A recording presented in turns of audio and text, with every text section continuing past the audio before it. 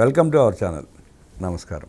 ముఖ్యమంత్రిగా ప్రమాణ స్వీకారం చేయబోతున్న విజయ్ గురించి, పులివెందుల ఎమ్మెల్యే జగన్మోహన్ రెడ్డి గురించి ప్రశాంత్ కిషోర్ చేసిన వ్యాఖ్యల పైన విశ్లేషించడానికి మనతో ఉన్నారు ప్రముఖ రాజకీయ సామాజిక విశ్లేషకులు అట్స్మి శ్రీనివాసరావు గారు. వారి నుండి మనం విశేషాలు తెలుసుకుందాం. నమస్తే సార్. నమస్కారం అండి. ప్రమాణ స్వీకారం చేయబోతున్న విజయ్, పులివెందుల ఎమ్మెల్యే జగన్ రెడ్డి గురించి ప్రశాంత్ కిషోర్ చేసిన వ్యాఖ్యలు ఎట్లా చూస్తారు సార్? విజయ్కి స్ట్రాటజిస్ట్గా తను పనిచేసాడు అన్నారు. విజయ్ గెలుపు అనేటువంటిది ఎవరు ఊహించలేదు కాబట్టి ఇది చాలా సూపర్ అనుకుంటున్నారు. ఎవరు ఊహించలేదు కాబట్టి, ఎందుకంటే డిఎంకే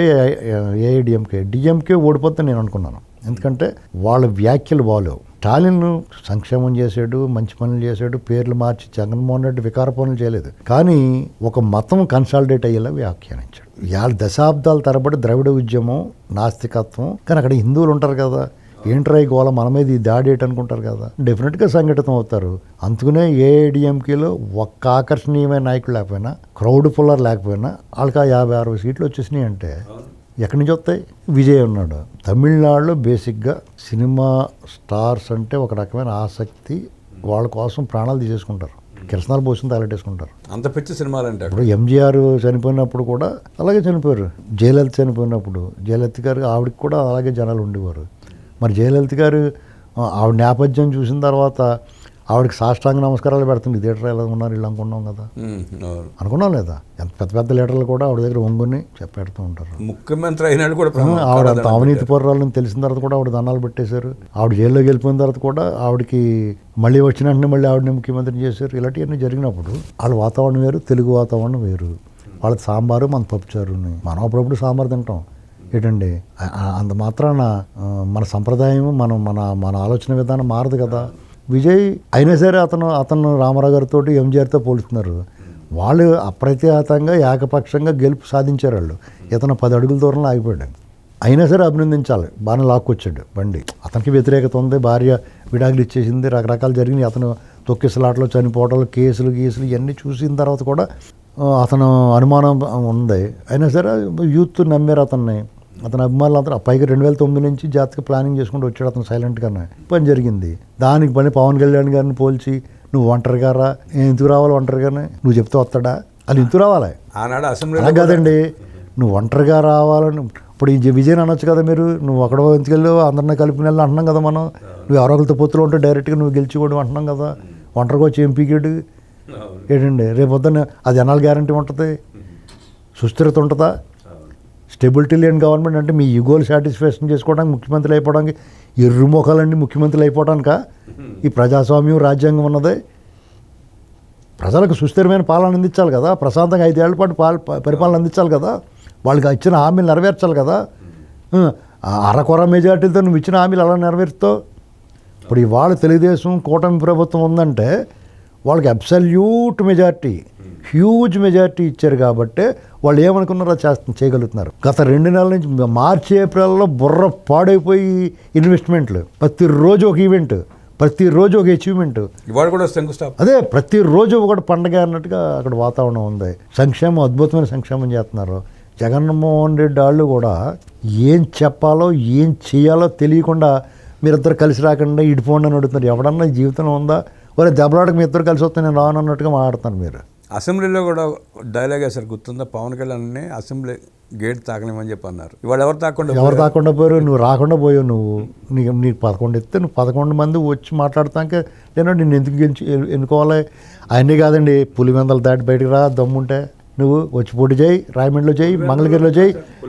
అలా కాదు, రాయమండ్రి బుచ్చోదరి గారి చేయి. పులివెందులు మాత్రం మన జడ్పీటీసీ డిపాజిట్ రాలేదుగా. అలా కాదండి, మంగళగిరిలో చేయి, పిఠాపురంలో చేయి, లేదా వైజాగ్ పల్లా శ్రీనివాస్ గారి చేయి, నువ్వు ఎక్కడన్నా చేయి. ఆ పులివెందులు కడప దాటుకొచ్చి చంద్రబాబు నాయుడు గారు కుప్పంలో చేస్తాడు, ఆయనకి ఏం సంబంధం లేదు. లోకేష్ గారు మంగళగిరిలో చేస్తాడు, ఆయనకి ఏం సంబంధం లేదా. పవన్ కళ్యాణ్ గారు పిఠాపురంలో చేస్తాడంట, ఆయనకి ఏం సంబంధం ఉంది అక్కడ పిఠాపురంలో? అక్కడ చేస్తున్నాడు లేదా? కాబట్టి వీళ్ళు ఊరికే సింహం సింగిల్గా వస్తుంది, లేకపోతే మీరు 10 మంది కలిసి వస్తున్నారు అని రెచ్చగొట్టడం ట్రై చేస్తే మీరు ఎంత గిచ్చినా రెచ్చగొట్టినా మిమ్మల్ని చూసి జాలి పడతారు తప్ప, మిమ్మల్ని చూసి ఎర్రోళ్ళ చూస్తారు తప్ప, వాళ్ళని మీరు 10-15 ఏళ్ళు కలిసి ఉంటా ఉన్నాడు ఆయన. వాళ్ళిద్దరికీ ఉభయతారకంగా ఉంది. పవన్ శుభ్రంగా ఎంజాయ్ చేస్తున్నారు. ఇద్దరు కలిసి ఉండటంలో అనేక పనులు అనుకున్నట్టు చేస్తున్నారు. వాళ్ళకి ఏం లోటు ఉందని చెప్పి సిడిపోతారు. నీ యదవ ముఖాలను మళ్ళీ అధికారంలో తీసుకొస్తానికి వాళ్ళు ఇడిపోవాల్సిన అవసరం ఉంది వాళ్ళకి, అవునా కదా? ఇప్పుడు పచ్చిగా మాట్లాడితే నీ ఏడుపు మొఖాన్ని తీసుకురావడానికి ఇటుపోవాలి వాళ్ళు. మీలో మీరు ఆలోచించుకోరా, ఎందుకు వస్తారు వాళ్ళు అలాగా మన గురించి మనం ఏడుపు మొఖాలు చూసి అని అనుకోవాలి కదా మీరు. అలాగ అనుకోకుండా రెచ్చగొడితే రెచ్చిపోతారా, ముడ్డి పగల కొడతారు ఓవర్ యాక్షన్ చేస్తే. అంటే సోషల్ మీడియాలో జరుగుతున్న అభివృద్ధి కార్యక్రమాలను, సంక్షేమ కార్యక్రమాలను పక్కదారి పట్టించి ప్రజల దృష్టికి వెళ్లకుండా ఏదో బోధనేస్తారు. ఏమండి, ఇదివరకటి రోజులు కాదండి. నువ్వు పక్కదారి పట్టిస్తే పక్కదారి పట్టేయడానికి అంత సన్నాసులు ఎవడో లేడు ఇక్కడ. కళ్ళ ముందు కనపడుతున్న కళ్ళు లేవో ఎవరికైనా, ఏం జరుగుతుందో చూడరా. నువ్వు ఎంత పక్కదారి పట్టిస్తే అయిపోద్ది. మీ గురించి మీకు పని చేసినోడు, నిన్ను మీ ఓడు తింగరోని తీసుకెళ్లి కుర్చీలో కూర్చోబెట్టినోడు ఏమంటున్నాడు ఇవాళ, తల్లి చెల్లి లేనోడు వీటితో నాకు ఎందుకు అంటున్నాడు ప్రశాంత్ కిషోర్. అంటే నీచ్ కమీన్ కుత్తేల్లో లాస్ట్కి వచ్చినోడు ప్రశాంత్ కిషోర్. అటువంటి వాడే నేను మిమ్మల్ని ఏమంటున్నాడు చూడు, దాన్ని బట్టి మీ బతుకేంటి. కాళ్ళు పట్టుకున్నా నేను చేయను అంటున్నాడు. మా ఓడు ఫోటో పట్టుకున్నాడు కాబట్టి విజయ్ అక్కడ దాకా వచ్చాడు. మీ ఓడు దరిద్ర చేయి పడింది కాబట్టి అక్కడ ఆగిపోయాడు. లేదంటే అతను డైరెక్ట్గా ఇంకొక 4-10 సీట్లు వచ్చినావు. పైగా మీరేమో మీతోటి వాళ్ళతో పాటు వదిలేకుండా రోజా గారిని ఏమో అక్కడ పంపించారు. అక్కడికి స్టాలిన్ దగ్గరికి. నేను రోజా గారిని ఏమన్నా కానీ పాపం మీరు అందరూ ఆవిడ ఐరన్ లెగ్ అంటున్నారు, కానీ ఆవిడ ఐరన్ లెగ్ ఎట్టి పాపం యాదృచ్ఛికంగా జరిగింది. ఎవరి మీద చేయాలి మటాష్ అయిపోతున్నారు. యాదృచ్ఛికంగా జరుగుతుంది అంతా. ఏంటండి, కాకతాళీయం అంటారు. ఇప్పుడు కాకి ఓ తాటి చెట్టు మీద వాళ్తుంది, తాటిపండు ఊడి పడిపోవడానికి సిద్ధంగా ఉన్నది, దాన్ని వాళ్ళగానే తాటిపండు పడిపోయింది, దాన్ని కాకతాళీయం అంటారు. అలాగా మహేష్ బాబు మంచి స్పీడ్లో ఉన్నాడు. శ్రీమంతుడికి ఈ మంతుడు ఇలాంటి సినిమాలు వచ్చి బ్రహ్మోత్సవం ఇంకా భలే ఉంటుందిరా బాబు అనుకున్నాం. ఒక ఇంటర్వ్యూ ఇచ్చాడు, కానీ నేను ఎప్పుడు అలాగ అనుకోలేదు. రోజా గారు మంచి అందగత్తె, బాగా నవ్వుతుంది ఆవిడ, మంచి రెబల్ క్యాండిడేట్, బాగా మాట్లాడుద్ది. అప్పుడప్పుడు బూతులు మాట్లాడినా, కొంచెం రెబల్గా మాట్లాడినా మనం భరించాలా. గ్లామర్ ముందు సరే అంటే అన్నదిలే అనుకుంటాం. కానీ ఒకదానికో ఒకటి సిరీస్ ఆఫ్ ఇన్సిడెంట్ జరుగుతుంటే మరి ట్రోల్ చేస్తారు, మరి తప్పదు, మరి ఏం చేస్తాం. నేనైతే ఆవిడకి ఐరన్ లెగ్ అన్నాను, కానీ అలా జరిగిపోతూ ఉంటాయి. కాబట్టి మీరు ఇలాంటి వాళ్ళు ఓవర్ యాక్షన్ చేస్తే తెలుగుదేశం వాళ్ళు మూసు కూర్చోకుండా అంత 3 ఇంతలో సోషల్ మీడియా వాళ్ళకి ఒక రాయత్తి 100 రాళ్ళు వేసేళ్ళు వీళ్ళు, అప్పుడు నోరు మోస్తారు.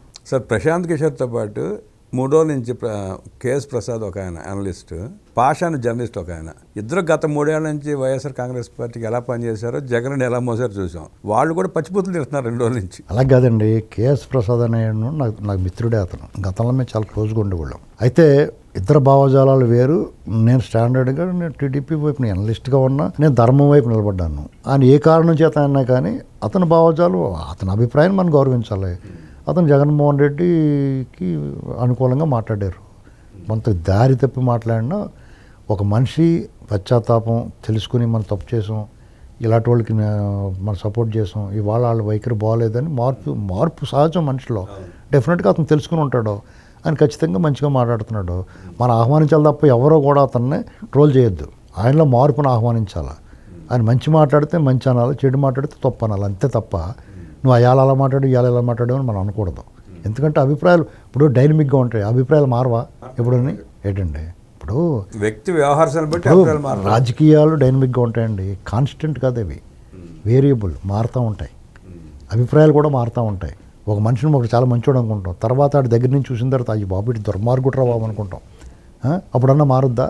దుర్మార్గుడైనా కూడా ఉండాలా?